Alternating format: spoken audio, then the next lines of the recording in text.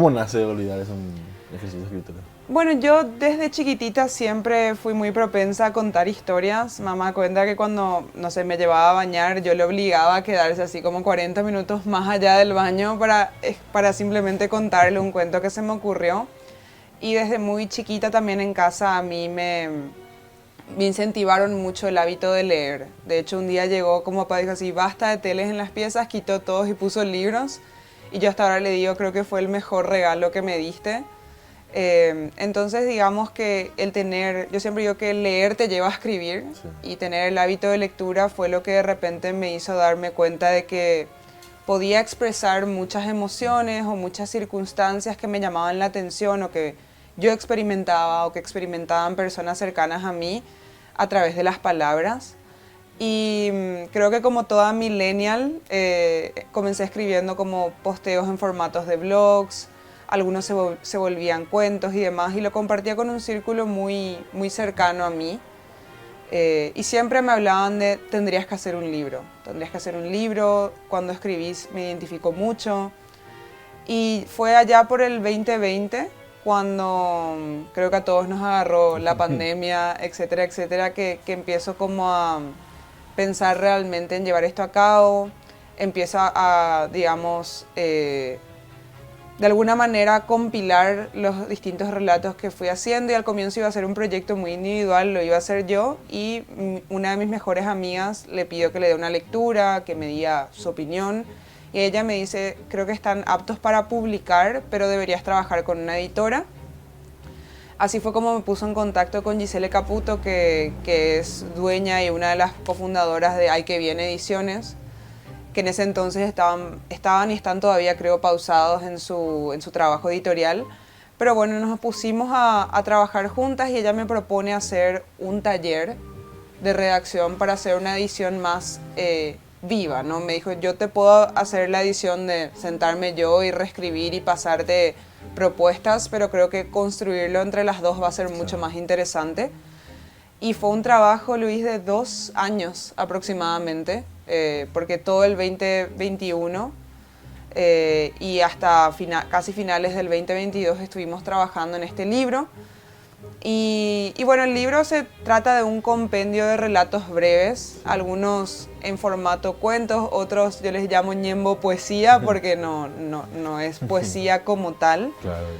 Pero más que nada son una serie de escritos que partieron de situaciones que yo viví o situaciones que me han compartido personas muy cercanas a mí, a quienes por supuesto les pregunté cómo me permitirías escribir sobre esto, porque hay cuestiones que son muy íntimas y las personas no quieren que se escriban. Y bueno, así nació, y pensando en el título en el libro hay muchos relatos que tienen que ver con el duelo, con el encuentro, el desencuentro, el desamor.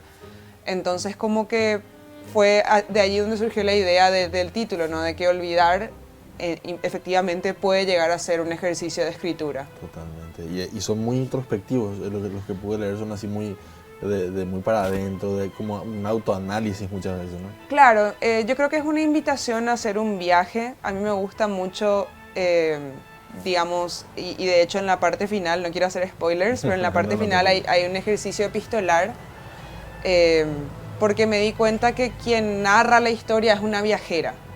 Es una persona, una viajera, una entidad que viaja, que transita varios momentos.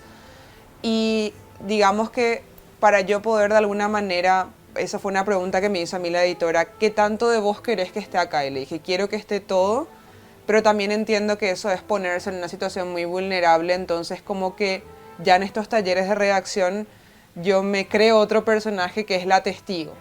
Y la testigo es la que narra las aventuras de la viajera, por decir de alguna manera. Es como un alter ego tuyo. Como un alter ego, sí, así mismo. Yo siempre digo, yo no pretendo, mucho menos con un primer libro, que de hecho me pasa, y seguro te pasa a vos también, Luis, que cuando escribís algo y volvés a revisar tiempo después decís, hubiese cambiado esto. Yo creo que voy a tener una segunda edición del libro en algún momento. Pero creo que lo interesante es como que es un lenguaje sencillo, sí, porque mi idea es que cualquier persona lo pueda leer.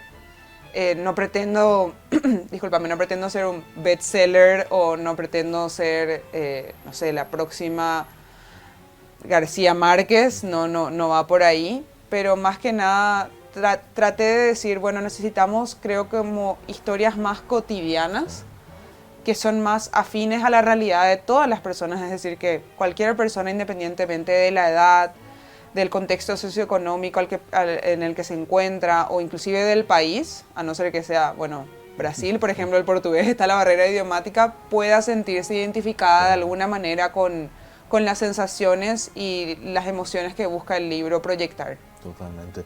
Lo presentaste también en la Feria Chacú Guaranítica. ¿Qué tal la experiencia también de ese?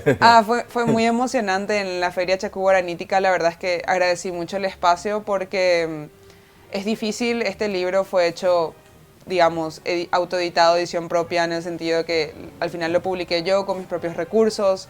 Entonces, obviamente, hacer una gran presentación de libros no fue algo que yo pude planear. Y ahí, cuando se acercaron a mí y me ofrecieron el espacio para poder presentarlo, fue súper emotivo porque fue como la primera vez que tuve la oportunidad de compartir con gente externa a mi círculo lo que fue el llevar a cabo el trabajo del libro Olvidar es un ejercicio de escritura.